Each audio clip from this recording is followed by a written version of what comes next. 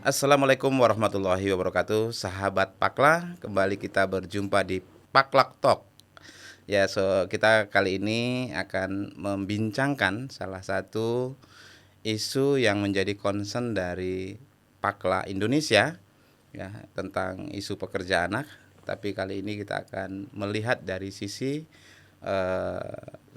yang lebih luas tentang bisnis dan hak asasi manusia, di mana karena isu pekerja anak menjadi salah satu poin penting di dalam isu hak asasi manusia, di mana PBB telah mengesahkan satu instrumen global tentang prinsip-prinsip bisnis dan hak asasi manusia.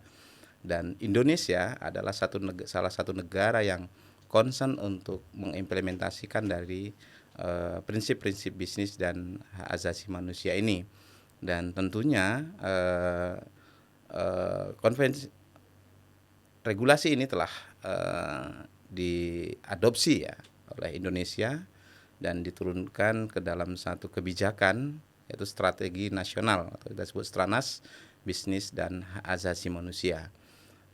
Dan untuk membincangkan ini tentu kita menghadirkan orang yang tepat ya, dari Kementerian Hukum dan Hak Asasi Manusia, karena kementerian ini menjadi sekretariat bersama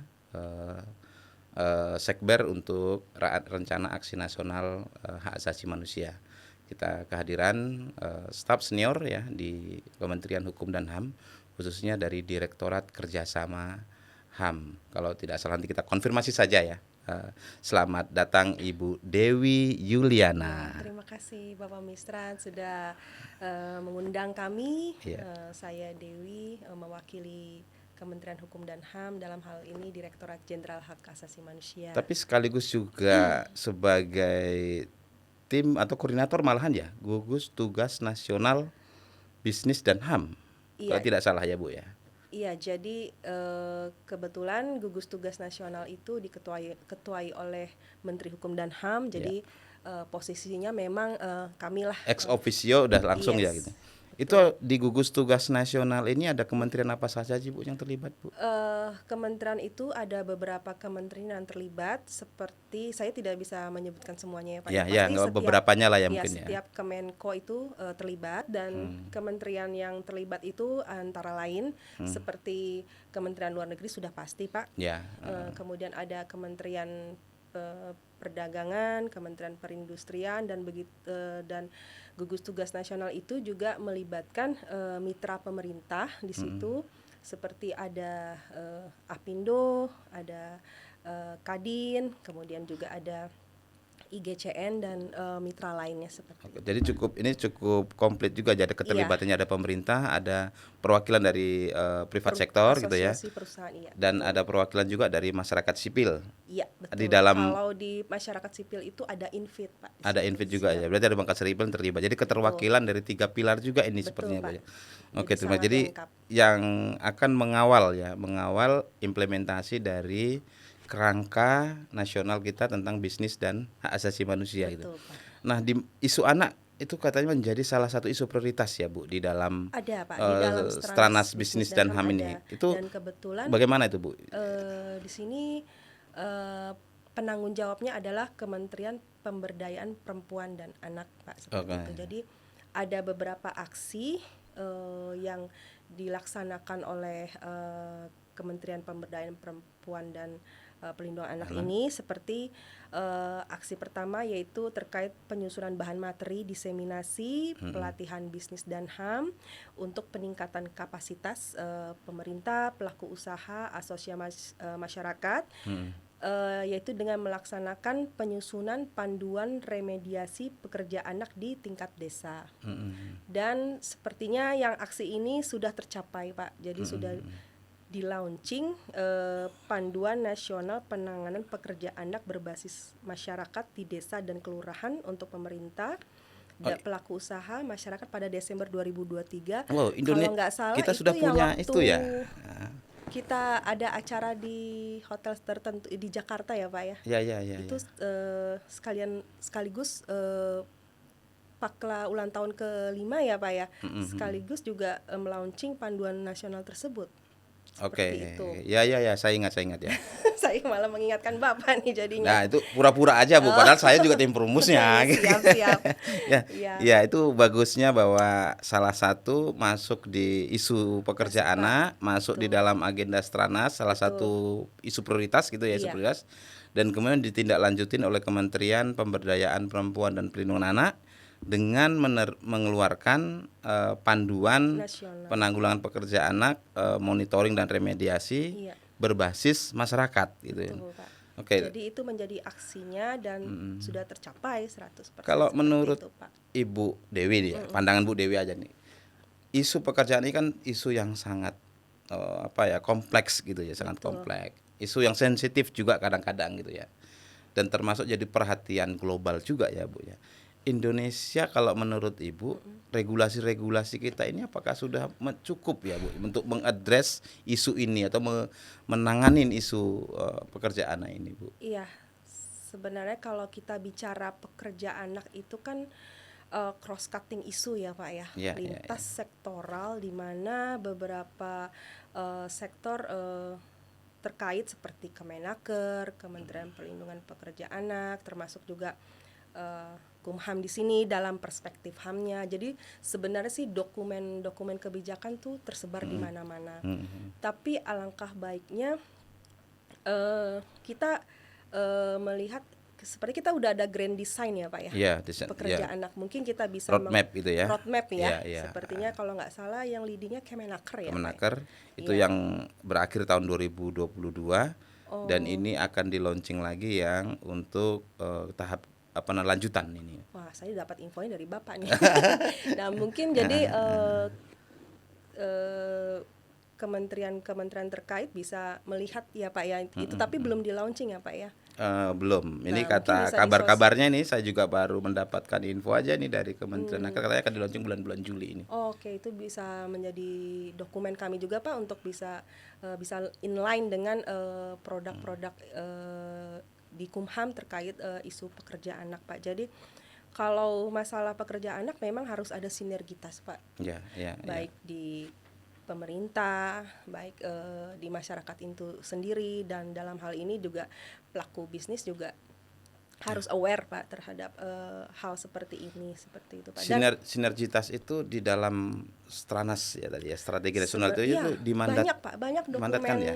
Pemerintah tuh seperti saya juga baru browsing nih Pak terkait, saya kan juga bukan expert banget nih Pak, tapi yang saya tahu ada RAN penghapusan pekerja anak ya Pak ya. Nah kemudian terkait pekerja anak juga ada di dokumen kami, yaitu di RAN-HAM, Rencana Aksi Nasional Hak Asasi Manusia, yang merupakan generasi kelima. Di dalamnya itu juga berbicara terkait dengan pekerja anak. Kemudian juga ada di dalam dokumen Strategi Nasional Bisnis dan HAM, yaitu yang Perpres yang baru di launching, Perpres 60 tahun 2023. Berarti masih fresh nih Pak. Masih fresh nih ya. Nah RAN inilah yang sifatnya tuh lintas sektor, bersinergi Pak, yang bisa menjadikan percepatan untuk penanggulangan pekerja anak. Jadi dengan pemerintah membuat RAN itu kok banyak banget RAN-nya sebenarnya. Berarti tapi Indonesia ini punya banyak undang-undang ketenagakerjaan. Di dalamnya juga mengatur tentang bagaimana pencegahan pekerja anak. Punya RAN-HAM generasi kelima tadi, ada juga, yang di dalamnya salah satunya juga merespon memandatkan lah ya isu tentang penanggulangan atau penghapusan pekerja anak. Lalu di Stranas Bisnis Pak, dan HAM yang tadi, fresh from oven itu yang baru ditandatangani atau baru disahkan diputus oleh Presiden itu tahun 2003, itu juga memiliki konsentrasi, salah satu protesnya itu tentang itu ya, tentang pekerja anak. Nah, dengan banyaknya regulasi ini, menurut Ibu Dewi selama ini apakah semua pihak sudah berkontribusi? Kalau dari produk kami Pak ya, seperti RAN-HAM, Stranas Bisnis dan HAM. Jadi RAN-HAM itu sebenarnya tujuannya adalah percepatan. Jadi Oke. percepatan suatu kebijakan yang di luar tugas rutin kementerian lembaga, Pak, seperti itu. Jadi Oke. ada beberapa yang kita melakukan, kita intervensi dari Ranham itu yang sinergitas dengan pemerintah pusat dan pemerintah daerah, masing-masing mempunyai aksi, dan salah satunya juga ada aksi pekerja anak, penanggung jawabnya adalah Kemenaker. Jadi visi misi Ranham itu sendiri adalah percepatan agar dalam hal ini agar penanggulangan pekerja anak itu sendiri, dan Ranham ini capaiannya semakin tahun tuh membaik, Pak, seperti itu. Jadi dengan adanya ran ini sebenarnya sih bukan overlapping tapi bagaimana saling mendukung seperti itu, saling mendukung dalam rangka percepatan itu Nah, tadi, Pak. Kementerian Hukum dan HAM itu kan sebagai sekretariat bersama ya, Bisa sekber ya. dikatakan seperti itu, Pak. Nah, mengkoordinasikan ini kan kalau sekber itu biasanya seperti apa? Ini kan Dapurnya lah, Pak. dapurnya Iya. dia juga harus mengorkestra ya, Iya, siap. supaya jalan isu besar ini Betul. bisa dijalankan oleh semua Iya. pihak ya gitu. Itu bagaimana, Bu?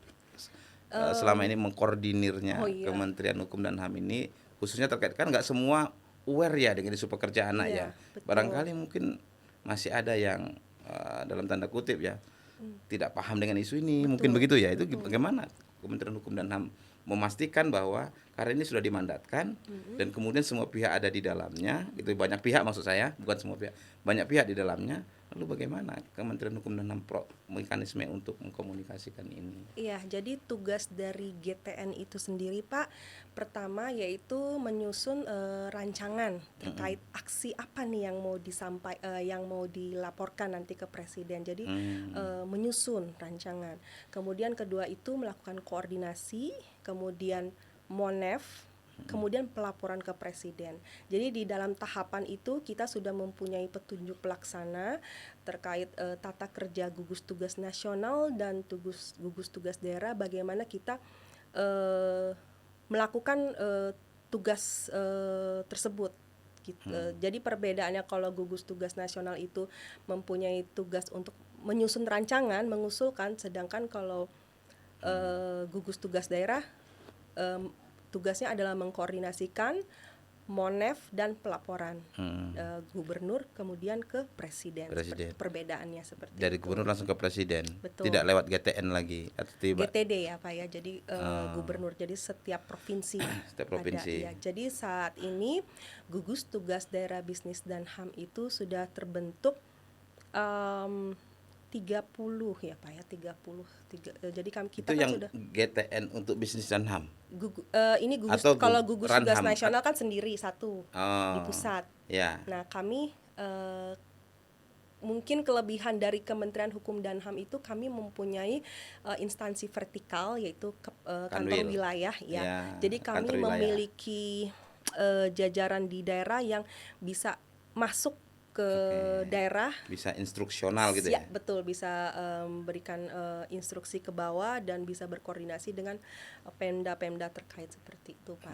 Sehingga begitu ada keputusan di tingkat pusat, betul, lalu kemudian secara kebijakan karena ada hierarki bisa menginstruksi ke daerah. Jadi kelebihan dari Kumham ya seperti itu, Pak. Jadi kami untuk berkoordinasi ke daerah itu kami memiliki tempatnya lah, Pak, seperti itu. Jadi memiliki personil lah untuk membantu gitu. Berarti ini kan belum sampai 1 tahun ya, Bu, Stranas bisnis dan belum, itu belum Pak, ya. belum. Dan belum sampai 1 tahun, kalau Ibu lihat sendiri kemajuan pelaksanaannya atau pengimplementasian ini sudah seperti apa sekarang ini, Bu? Jadi apa yang bisa Ibu ceritakan terkait dengan mungkin perkembangan sejauh ini? Ya, yang pasti, Pak, kalau secara global, Pak, kami tuh bertubi-tubi mendapatkan tamu dari mitra asing seperti itu, baik dari kedutaan, dari pemerintahan luar negeri, baik dari mitra asing dan baik dari badan PBB, UN seperti UNICEF, UNDP dan sebagainya. Jadi kami tuh semenjak Perpres 60 tahun 2023 Stranas Bisnis dan HAM ini Disahkan. disahkan, bertubi-tubi nih Pak masuk ke kita nih Wow, untuk kayak semacam apa ya, langsung mendapat respon. iya, respon Itu respon bagus. positif maksudnya? Betul Pak, respon positif bahwa Indonesia aware terhadap Oke. bagaimana bisnis sektor melaksanakan penghormatan HAM di situ, di Itu mana di semacam dalamnya ada apa ya, apresiasi mereka. betul. Pemerintah kita merespon ini dan kemudian mengeluarkan regulasi gitu ya. Iya. Lalu apa yang apakah ada mungkin dorongan atau komitmen bersama atau mungkin bagaimana mengimplementasikan gitu kenapa mereka datang Karena ke memang kita? kalau bisnis dan HAM itu isu global ya Pak ya. Oh, Jadi iya, memang iya. lagi hype Perhatiannya sekarang ya. perhatiannya seperti itu. Hmm. Dan yang pasti sih di dalamnya kami tidak melupakan bahwa isu pekerja anak ya memang harus kami angkat di situ di dalam Stranas Bisnis dan HAM. Dan sebenarnya sih produk Kumham itu tidak terkait pekerja anak ya Pak. Ya, ya. Tidak hanya di Stranas Bisnis dan HAM dan Ranham. Kami juga mempunyai Permen Kumham Kabupaten Kota Peduli HAM Pak. Kabupaten Kota Peduli HAM. Yes. Di dalamnya ada isu anak juga. Betul, pekerja anak Pak. Pekerja anak juga. Eksplisit mendorong agar jadi Permen Kumham tentang Kabupaten Kota HAM. Jadi kalau di luar itu bilangnya Human Rights City Pak. Oke, ya, Ya. itu yang setiap tahun ada Ya, awardnya itu ya Bu ya. Guangzhou itu biasanya inisiasi dari Guangzhou itu Korea Selatan. Mereka mempunyai inisiasi seperti itu. Jadi Permen Kumham tentang Kabupaten Kota Peduli HAM ini memiliki 120 indikator dengan 2 hak besar, yaitu hak ekonomi, sosial, budaya, dan hak sipol. Ada 120 indikator dan di dalamnya itu ada terkait agar mendorong pemerintah daerah melaksanakan program penghapusan pekerja anak. Spesifik disebutkan itu. Iya Pak. Berarti isu pekerja anak ini regulasi di Kumham sendiri yang di tangan Pak, Kumham betul. Itu ternyata banyak juga, tidak hanya di Kementerian Naker atau KPPA ya. Iya, dan kami kan spesifiknya dalam konteks HAM ya Pak ya. Jadi kami menguncinya dari dalam konteks HAM. Jadi Permen Kumham KKP HAM ya, kami sebutnya KKP HAM ini diikuti oleh 514 kabupaten kota 34 provinsi ya. Sekarang 38 ya Pak ya? 38 ya, kalau tidak salah, kalau ada penambahan beberapa provinsi di Papua itu ya. Iya.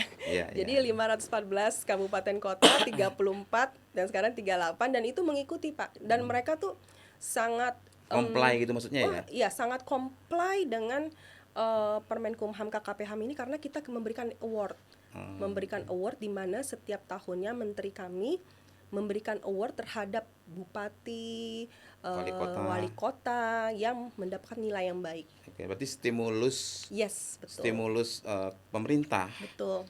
Mendorong penghapusan pekerja anak ini sebenarnya dilakukan dengan berbagai macam cara ya, termasuk salah satunya memberikan award ya kepada pemerintah melalui mekanisme tadi ya, mekanisme kota ramah HAM ya. Iya, kalau di luar negeri bilangnya Human Rights City. Human Rights City ya, kalau kita kota ramah HAM lah gitu ya. Oke, jangan ditetapkan ada awardnya. Betul. Nah, itu cara pemerintah ya, atau khususnya Kementerian Hukum dan HAM dalam mendorong pemerintah di daerah, terutama melalui instrumen kelembagaan yang ada di daerah Kumham, Kanwil ya, Kementerian Wilayah ya.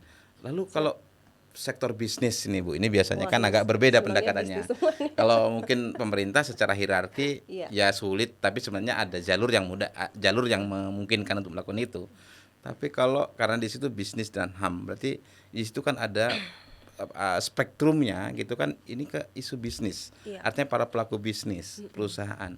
Strateginya gimana ini Bu mendorong ini agar juga dipatuhi kan gitu ya. Betul. Diimplementasikan oleh mereka. Karena ini regulasi kita merespon komitmen regulasi di tingkat global gitu ya. Gimana Bu?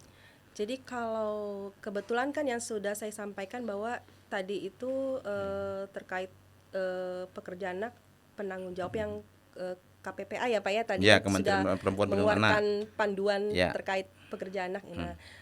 Nah ini kan akan berakhir Pak, Perpres ini akan berakhir nanti 2025. Jadi nanti kita bikin baru nih, nanti artinya Perpres Stranas tadi, iya, dia 3 tahun saja berarti? iya betul Pak. Oh, Jadi oke. akan segera berakhir nih Pak. Jadi mau nggak mau nih kita kejar lagi nih Pak. Ini mau bikin apa lagi nih? Jadi mungkin jadi kami sangat meminta dukungan dari Kementerian Teknis Pekerja Anak. Apa nih yang mau kita percepatan nih seperti itu Pak. Kalau Stranas itu sebenarnya membicarakan atau dimandatkan selain pekerjaan apa aja sih isunya yang menjadi stressing kalau Stranas bisnis dan HAM itu? Kalau bisnis dan HAM itu sebenarnya kita juga berkoordinasi Pak dengan KL-KL terkait dan kita juga melihat RPJM apakah yang menjadi isu prioritas, kita mengacu dari situ. Jadi kita akan berkoordinasi dengan Kementerian Teknis, misalnya nih nanti kita mau Stranas Bisnis dan HAM yang generasi kedua nih. Nah, kita akan koordinasi kiranya aksi apa nih yang mau kita percepatan nih terkait penghapusan pekerja anak seperti itu, Pak. Okay. Dan saya juga ingin menyampaikan di sini kami mempunyai Prisma, Pak, aplikasi. Apa itu Prisma? Prisma itu adalah aplikasi berbasis website penilaian risiko bisnis dan HAM. Oh, ini Prisma. yang self assessment itu ya, Yes, Bu? ya, Oke, self-assessment. mungkin ini relevan dengan yang ingin saya perdalam tadi. Iya. Bagaimana caranya mengadres atau mendorong sektor bisnis gitu ya. Iya. Oke, mungkin Jadi, lewat Prisma ya salah satunya ya. Prisma itu merupakan self risk assessment, diperuntukkan untuk bisnis pelaku usaha, perusahaan, untuk mengetahui apakah di dalam bisnis operasionalnya diduga adanya pelanggaran HAM. Memiliki 12 indikator, Pak. Nah, di antara situ ada, mungkin tidak berbicara pekerja anak ya, tapi setidaknya ada yang related terkait tugas pemerintah untuk perlindungan terhadap pekerja anak, seperti kita memiliki 12 indikator di dalam Prisma. Di antaranya itu ada indikator tenaga kerja, bagaimana perusahaan memberikan jaminan sosial. Jadi meskipun tidak berbicara tentang pekerja anak, tetapi dengan adanya jaminan sosial itu pasti relevansinya bagi kesejahteraan keluarga dan anaknya. Atau mungkin lewat mekanisme rekrutmen. Bisa. Di self assessment itu ada nggak misalnya?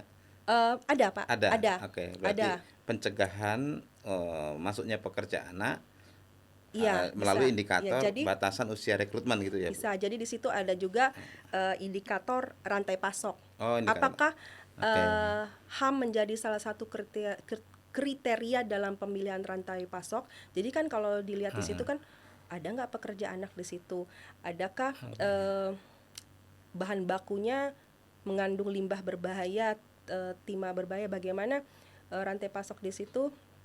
Pekerjanya memakai pelindung nggak? Iya. Jadi dilihat nih bahan bakunya dapat dari mana nih? APD gitu ya. Seperti itu, alat pelindung diri. Jadi melihat kebersihan dari rantai pasok situ. Jadi kan dilihat. Jadi Prisma ini menanya, rantai pasok kamu ada pekerja anak nggak di situ? Jadi meskipun tidak langsung relate ke anak Prisma ini, tapi mendukung. Dia bisa mendeteksi lewat rekrutmennya. Betul, gitu siap ya? Pak. Jadi tugas kami ini, pemerintah saat ini sedang mengkampanyekan, Bapak. Jadi ini masih voluntary, Pak, bukan sesuatu yang mandatory. Jadi kami sedang kampanye nih, Pak, agar perusahaan bisa mengisi Prisma. Ini responnya gimana sekarang, Bu? Bagus sih, Pak ya. Jadi memang Prisma ini masih bayi sih, Pak ya, baru belum lama juga di launching, dan kami juga mengalami penyempurnaan di dalam Prisma ini. Jadi tugas kami saat ini mengkampanyekan agar pelaku usaha agar bisa mendapatkan keberterimaannya di masyarakat global. Kan kalau masyarakat global kan ngelihat, Pak, Anda rantai pasoknya bener nggak, gitu kan? Kalau Uni Eropa seperti itu kan, kalau mau komoditas, due diligence mereka ya. Iya, Uni Eropa itu kan kalau mau menerima komoditi dari negara kita, dia ngecek dulu nih, bersih nggak Anda dari pekerja anak, seperti itu. Tracking atau checklist begitu ya. Nah, itulah ini pemerintah memberikan tools ini Prisma. Nah, oke, kita di Prisma itu ini kan sifatnya bentuknya itu voluntary ya, Siap. self assessment ya, self risk assessment. Iya. Jadi mereka mengisi apakah kemudian mereka yang mengisi ini mendapat sertifikat dari Kumham atau Ya, jadi beberapa tahun ini kami mengeluarkan sertifikat Pak terhadap perusahaan-perusahaan yang sudah comply terhadap Prisma Pak, seperti itu sih. tapi karena ini self assessment mungkin yang belum comply mereka nggak berani mengisi kan?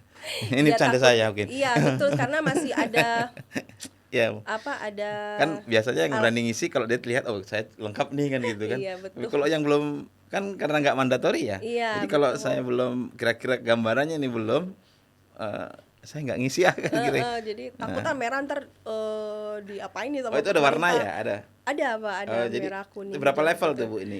Merah kuning hijau seperti Merah berarti masih parah ya. itu. Iya.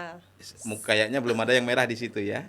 Karena belum ada yang ngisi yang merah gitu ya. Iya, sebenarnya sih tujuan kami sih tidak mau melihat keparahannya sih Pak, tapi bagaimana tujuan kami itu sebenarnya mengedukasi Ya. pelaku usaha untuk bisa mendeteksi apa sih yang dimaksud apa sih yang dimaksud melanggar HAM itu apa. Jadi kami sebenarnya sih tujuan kami mengedukasi mereka, bukan berarti merah kita nanti kita. Oh ya mungkin mereka Iya, yang enggak. sekarang kalau dia mengisi posisinya merah nggak usah ngisi dulu deh.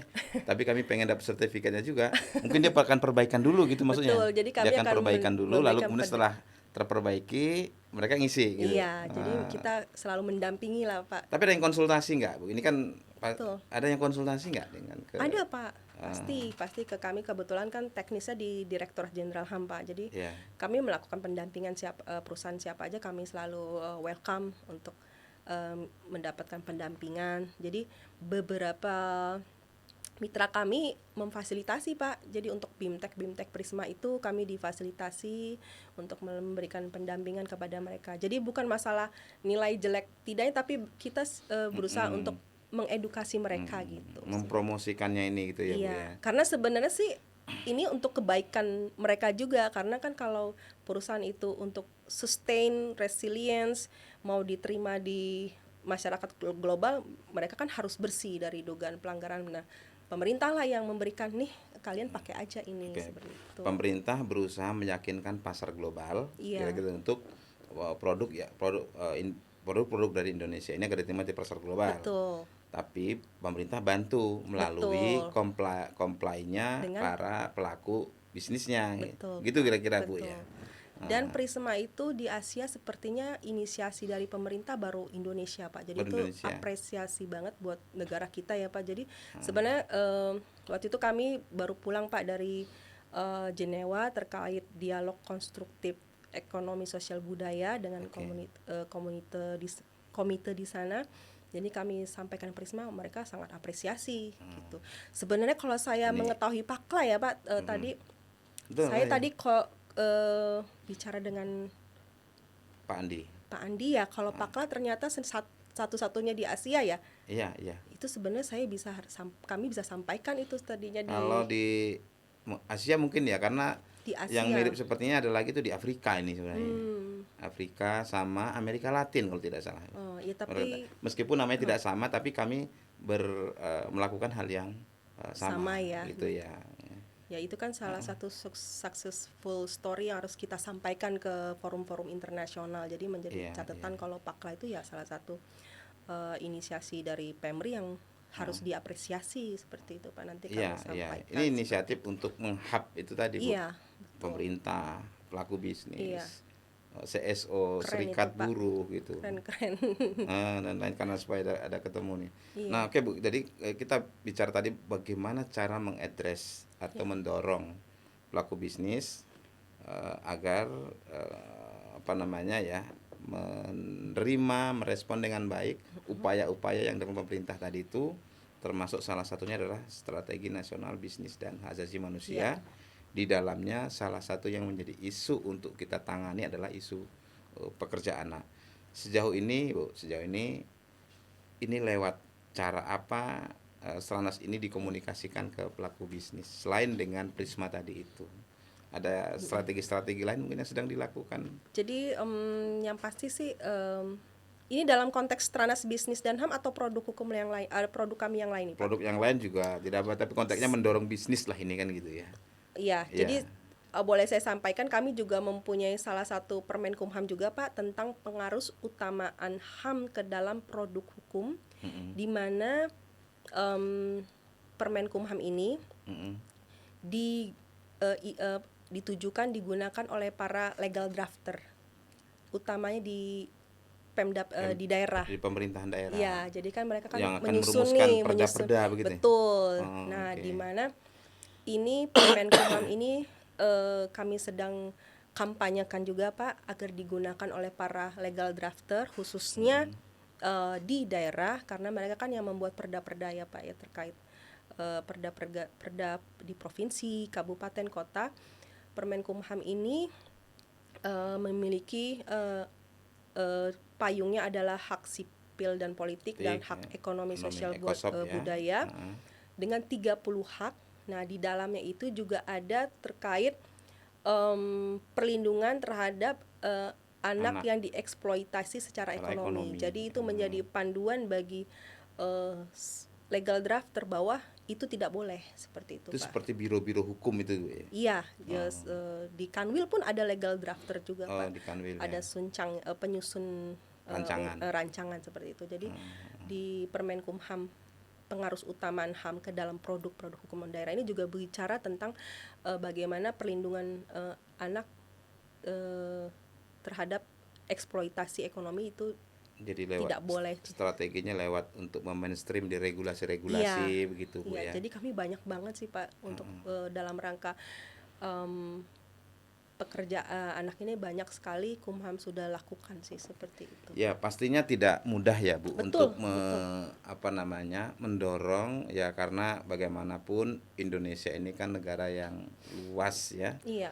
Luas dan industri kita memang berkembang. Betul. Kita Pakla ini kan konsennya di pertanian gitu. Jadi pertanian kita cukup luas juga ya Bu, dan tentu lahan atau tutupan yang luas pertanian, dan sektornya juga cukup beragam itu, tentu kompleksitas masalahnya ada. Disitulah beberapa isu muncul ya, ada isu ketenaga kerjaan, ada isu perempuan, ada isu masyarakat lokal dan sebagainya, termasuk yang salah satu menjadi concern kan isu pekerjaan anak ya Bu ya. Iya. Nah selama ini kan tentu tidak terlepas dari bagaimana pemerintah mengambil peran terutama dengan regulasi-regulasinya gitu ya. Iya. Nah kalau Ibu lihat sendiri, apa tantangan terbesar kita untuk penghapusan pekerjaan anak khususnya berhubungan dengan ya pertanian sebagai rantai bisnis kita ini? Tantangan banyak ya Pak. ya mungkin ada beberapa yang tercatat, terutama terkait dengan regulasi yang mau kita yang diimplementasikan dan sebagainya gitu. Mungkin jadi pelajaran buat kita semuanya gitulah. Iya, yang pasti sih terkait tantangan, pastikan bahwa prinsip-prinsip HAM itu menjadi PR pemerintah agar terintegrasi dalam penanggulangan pekerjaan anak seperti itu Pak. Kemudian tantangannya itu antara lain sebenarnya sih kalau masalah kebijakan itu regulasi kita tuh sudah bagus banget kalau di mata forum internasional tuh Indonesia tuh sangat bagus dalam bentuk kerangka hukum kerangka hukum kita tuh sudah sangat bagus lah, sudah terbentuk. Jadi sebenarnya secara kebijakan Indonesia sudah on the track gitu ya. Iya, jadi sudah dikenal di internasional ya. Internasional tuh Indonesia kalau yang namanya kerangka hukum tuh ajak lah Pak. Iya. Masalahnya itu implementasinya ini nih. Iya. Nah, pasti tentang implementasi. Kumham mengamatnya tantangan kita di mana pada saat implementasi ini gitu. Udah tepat sasaran belum? Kalau tepat sasaran kan ini saya agak ini ya Pak, seininya saya. Jadi kayak Iya. Bagaimana dengan data? Persoalan pertama data. Seperti barusan nih kami di kantor kedatangan teman dari Pemda. Jadi kami kan selalu berkoordinasi dengan Pemda Pak. Salah satu Pemda di salah satu provinsi lah. Bu, kami ini kan lagi ngisi aksi HAM nih. Mhm. Maksudnya terkait Ranham lah Pak ya. Terkait Ranham. Jadi Ini nanti hubungannya dengan tadi Kota Ramah HAM tadi itu. ini terkait Ranham nih dalam Oh, konteks Ranham. Ranham. Oh, Ya, Ranham. kami banyak produk soalnya Pak. Banyak produk dan Iya. banyak penilaian ya. Iya iya iya. Ya, Ranham lagi koordinasi soal Ranham. Bu, pekerja anak nih di kota kami nih, lihat BPS ada nih di kota. Keluar nih BPS. Tapi kami koordinasi sama dinas terkait yaitu Naker nggak ada.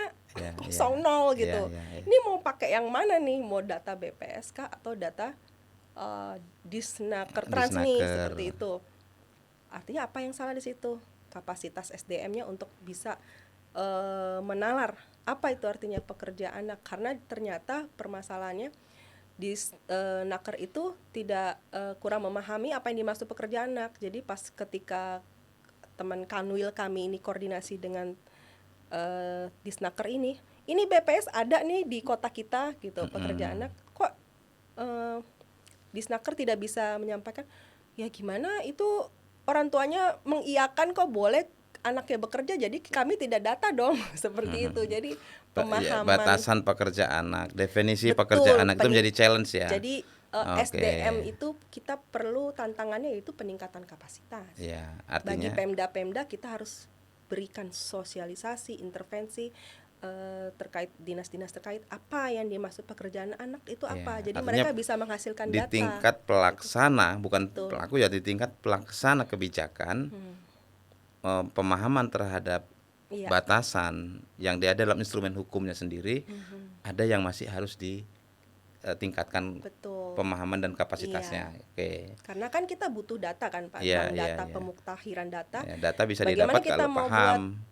mau buat suatu kebijakan lah datanya Nggak nggak ada. jelas gitu kan. Jadi Data tidak ada bukan berarti belum tentu nggak ada masalah Iya, ya gitu ya. betul. Jadi, Iya. tantangannya itu Pak. Iya. Bagaimana Pakla memberikan sosialisasi nih Pak. Siap kita Bu, siap. Memang Pekerja anak tuh apa salah gitu. satu pekerjaan kita, mungkin Ibu juga ingat, kita kan kemarin lagi nyusun Iya, ya. Pak, siap. Bagaimana memahamkan ke semua pihak secara sederhana, Iya. setumpuk regulasi, Betul. yang kita sebut panduan kemarin itu. Iya. Itu nanti wajib didukung itu sama Kementerian Iya, Hukum dan HAM pasti, itu. Pak, kami dukung. Karena regulasi kita kan banyak, mungkin orang Banyak. bingung. Kita buat panduan yang ringkas. Betul, Ada lagi nggak tantangan yang paling, tadi kan di kalangan struktural kita ya, di Iya. pelaksana sendiri masih harus ditingkatkan SDM-nya. Betul, peningkatan. Kalau tantangan mungkin di tingkat masyarakat dan di tingkat pelaku bisnis, ada apa kira-kira Bu? Jadi memang kita tidak bisa silo ya Pak. Dalam hal ini memang harus sinergi. Nggak bisa tuh yang sektor ini sendiri. Emang harus sinergi. Jadi dengan adanya ran inilah lintas sektoral Nggak bisa itu parsial, nggak tidak bisa sektoral iya, gitu ya. betul. Jadi di situ kemudian juga terkait kampanye, bagaimana memberdayakan media Pak, seperti itu. Kayak Pakla ini punya Instagram, platform Instagram apa ya, kita kampanyekan, ini penting loh isu ini loh Bu, perlihatkan data gitu. Jadi masyarakat juga aware, apalagi masyarakat di pedesaan. Jadi jangan mereka menjadikan anak mereka menjadi pekerja anak gitu. Dan yang pasti sih ada rekomendasi dari UNICEF dan ILO bahwa perlunya penguatan jaminan sosial. Social protection kita Ya, perlindungan sosial kita ya. Protectionnya itu harus diperkuat, sehingga dengan adanya penguatan social protection ini, ya orang tua tidak menjadikan anaknya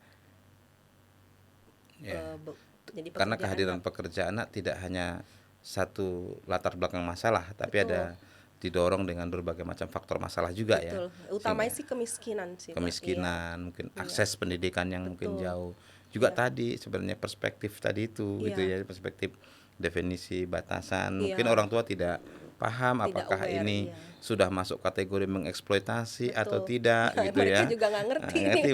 Ya, ini Betul. taunya membantu tapi Iya. ternyata sudah mengeksploitasi. Iya, makanya itu Pakla harus terjun Pak ke desa-desa Ya, ini. Pakla dan pemerintah nih, Iya, terutama kita dengan harus Kumham. sinergi, Pak. Betul. Siap, Kayak sinergi ya gitu Iya. ya. Oke.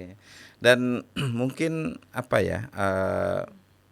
Kementerian Hukum dan HAM ini kan ya kembali lagi saya senang karena posisinya itu kan sekber ya.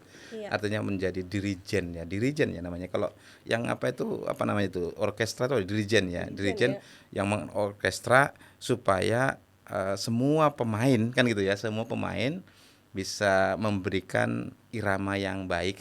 Tidak hanya di Indonesia tapi tadi termasuk di forum-forum internasional. Betul, Pak. Kira-kira yang harus diperbaiki dari sisi bisa dong saran ya yang harus diperbaiki dari sisi pemerintah otokritik lah ya, kemudian yang harus diperbaiki dari sisi civil society masyarakat sipil Iya. apa dari mungkin pelaku bisnis ya, Iya, karena betul. bagaimanapun pilar aktor ya mas saya, Iya. aktor pelaku bisnis kan cukup penting dan Berperan. cukup strategis ya Iya. dalam keterlibatannya di sini. Mungkin ada saran-saran buat aktor-aktor atau entitas ini Bu ya, untuk pemerintah apa misalnya. Memang kalau di dalam HAM itu pemerintah lah yang pemangku kewajiban, Pak. Ya betul. Betul. Jadi ya kita lah yang disalah-salahin, ya kami lah Ya, pemerintah ini gitu. Jadi ya karena pemerintah sebagai pemangkunya kan Iya, gitu ya, ya seperti pengampu itu, ya. pengampu ya. Jadi ya tugas kami dalam hal ini ya merangkul semuanya itu. Jadi ya seperti itu, kita harus mendengungkan terus pengaruh utamaan terkait penanggulangan pekerjaan anak ini. Jadi Mungkin Pak Lan nanti bisa diajak juga gitu ya. oh iya jelas Pak. Sama Kumham maksudnya. Ya, makanya ini Iya, dengan podcast ini jadi ya. perdana nih ya Pak ya. Ya, ini menjadi jembatan perkenalan Premier kita ya. Oh, Oke, premier. ya, ya. Wah, keren Oke, deh siap. pokoknya ke depannya. Ya seperti itulah Ya. kita lihat.